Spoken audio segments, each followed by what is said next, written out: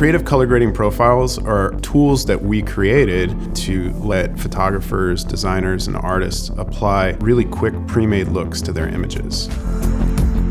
These profiles allow you to very easily explore new starting points. And you can access them through Adobe Camera Raw, through Lightroom. You can even load them straight up into Photoshop.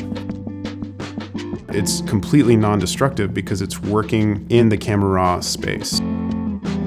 We've spent the majority of our professional life working with color, and we're bringing all of that knowledge and all of that experience, and we're exploding what's available.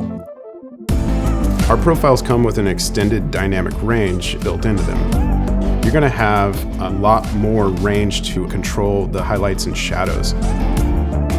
Adobe has created a profile browser in Adobe Camera Raw and Lightroom so you can see them all in this really simple little palette. And applying them is just as simple as clicking a button. Generally, color grading always comes later in the workflow. We're able to apply these grades up front and preserve the editability. You can still adjust the intensity and you can still adjust the file at the raw level.